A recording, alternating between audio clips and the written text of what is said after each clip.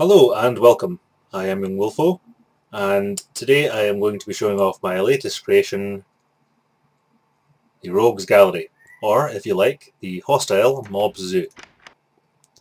So in here I have enclosures for all of the hostile mobs in the game, with the exception of the Ghast, as to be honest I had other rooms surrounding this room, so I didn't have room to build a Ghast enclosure, it was just too big.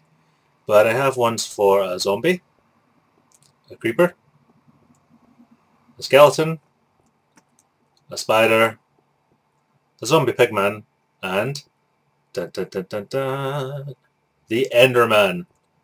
It's sadly vacant at the moment, but very soon I will be testing this out and there will be a sequel to this video at that time. But for now I'll get on with the rest of the show. Over here I have a simple switch labelled Release Rogues and a safety indicator here, a redstone torch, which as it says, when this is lit then the safeties are engaged.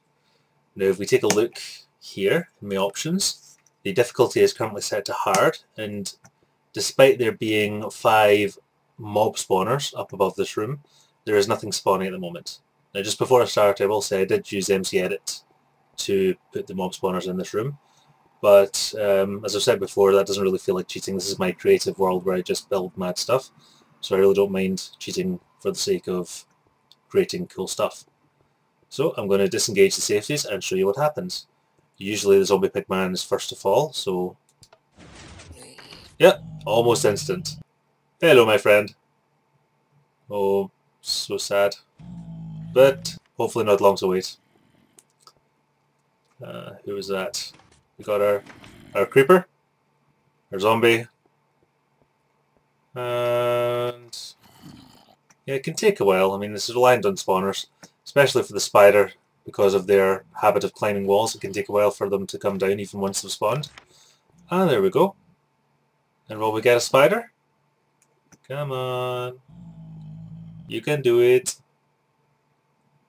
Come on. I'm just going to have a wee look and see if he's appeared. See? No, nothing yet. The one problem with the spider enclosure is a little bit bright up there for a spawner, so it's not as quick as the others. But it still works, it just takes a bit of time. So I'm going to cut the video for a minute and I will return once the spider has fallen.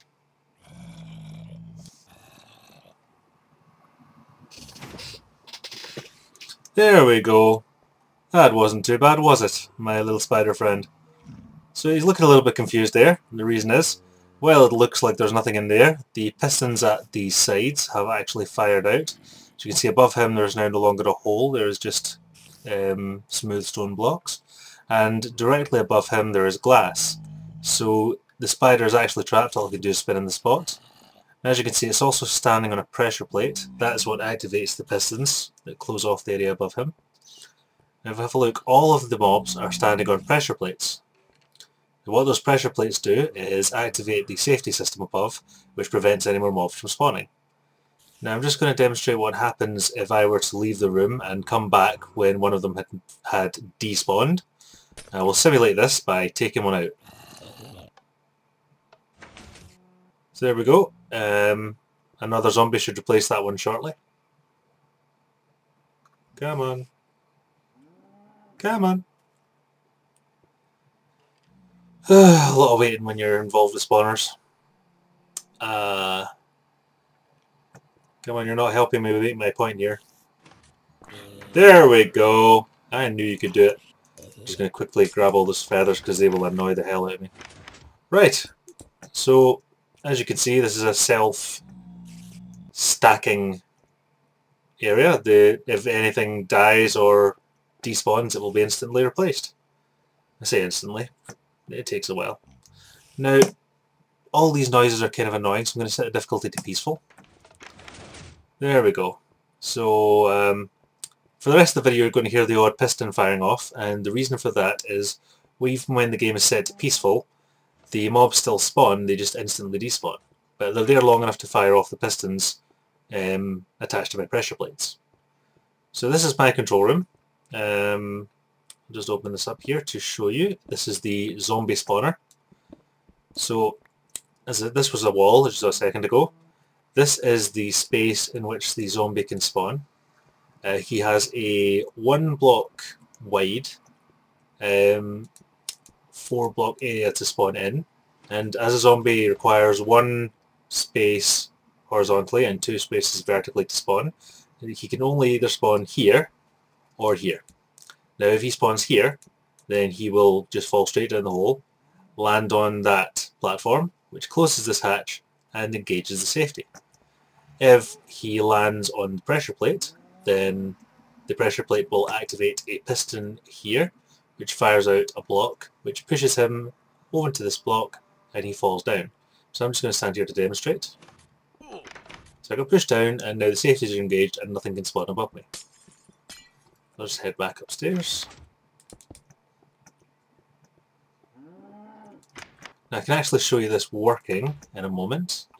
See, I've got the spawners in the wall, so they're out of the way. I'll just close this here. Now the safety mechanism that I mentioned before is actually 2 series of pistons. You've seen them already, one of them anyway. This one here is part of it, and the other piston is just round this wall and there. So the piston back there pushes this block out this way, and that piston pushes this block out this way, which fills these 2 blocks with stone, leaving only a 1 block high area which is too small for a zombie to spawn in. And if a zombie has already managed to spawn in this time, while another zombie is down there, it will be suffocated. So this prevents there being more than 1 mob in the field at any one time. I say in the field as if it's a sport event. It's a bit weird. Anyway, let's close this off. Yeah, that's a zombie trying to spawn there. There we go. Now, here we have the second spawner, which is identical to the last. This is the skeleton one. The layout is absolutely the same. There is nothing different, except that hole. That must have been me messing about. That hole doesn't need to be there. But yeah, this is exactly the same. No differences there. Now, yeah. Now this area is a little different because this is the enclosure for the zombie pigmen. Now, as zombie pigmen are not technically a hostile mob, they can spawn in light conditions as well as dark, which is why I'm not bothered using glass. It makes this the perfect one to demonstrate the system with. Now, the only way to prevent zombie pigmen from spawning is to, when you have a spawner there, is to make sure that there is no area where there are 2 blocks high space for them to spawn in. So that's why there's this sort of ceiling of glass placed above the top level. It just means there's nowhere for them to spawn, and glass is fairly easy to break and you can see through it, so it's the perfect material for this. So now I've resealed the chamber. I'm going to turn the game back to hard difficulty so you can see what happens when one of them spawns. So what you should see, as I described before, is it will either spawn here and fall straight down, which will close that hatch and push this piston out the way and push that piston toward me, sealing off this little area, preventing any more from spawning. Or it will spawn there, which will activate that piston, which will push it down and go through the sequence I just mentioned. So I will show you now. Easy is good enough. Should be fairly quick. There we go. So as you saw, it spawned there, pushed along, falls down, that closes, and these 2 come out to fill the gap, and nothing else can spawn. So now I'll just turn the game off to show you what happens when he despawns. The system reverts back to its original state. So I'll do that one more time.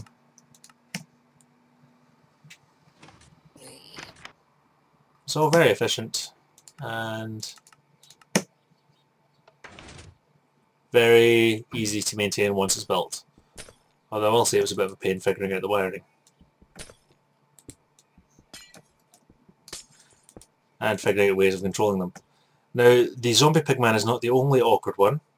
Around here, the other side of the chamber, I have a nice view, part of my fort. I really did luck out on this world. It's a very, very cool world to build in. Anyway, I digress. In here is the creeper spawner, which is again identical to the zombie and skeletal one. But over here we have the spider spawner, which is the most awkward one of the lot. I'll just show you. The spider spawner is quite different. Because of their ability to climb, there's no point trying to push them off an edge. You might as well just let them spawn above the hole and they'll go down eventually. That's the way I've done it.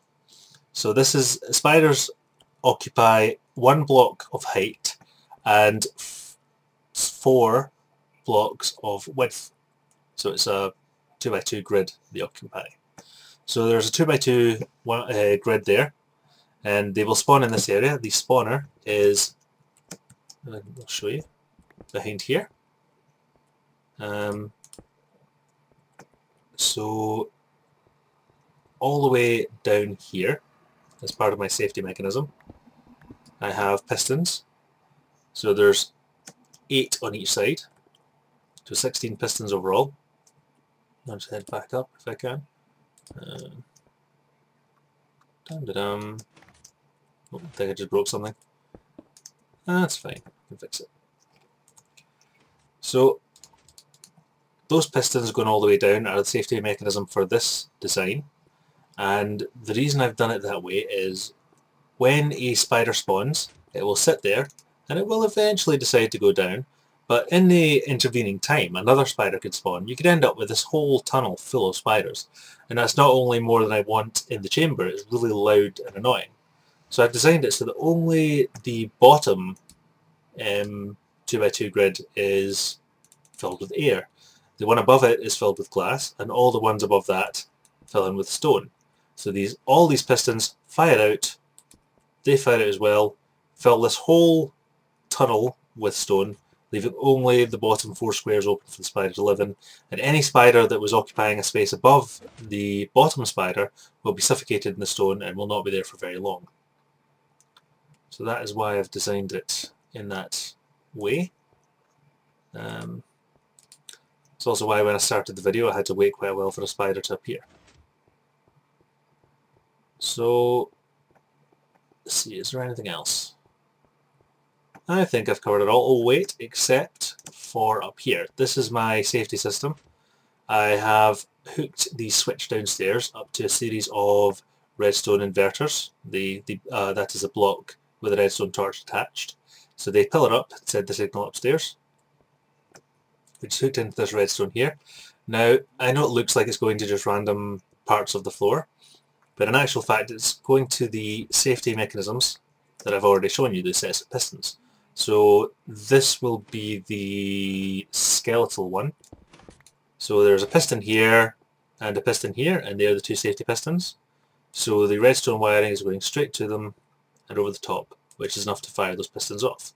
So when this switch is turned on, which I'll imitate with this redstone torch, all of the safety systems are engaged at once. So now there is nowhere where a mob can spawn in any of the chambers. So that is how I'm able to turn the spawners on and off.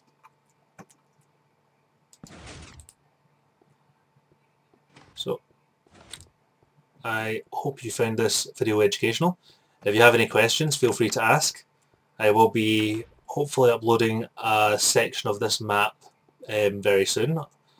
I'll be using MC Edit to do that. Again, I don't want to upload this world. This, for one reason, it's really big, and another, this is my private world where I have a whole lot of projects on the go, and I don't want to embarrass myself by showing them too early. So I hope you like this. Let's just see. Yeah. If you have any questions, like I said, just ask them. Feel free to like my videos, subscribe, let me know what I'm doing right, and when I'm boring you to tears. Catch you next video.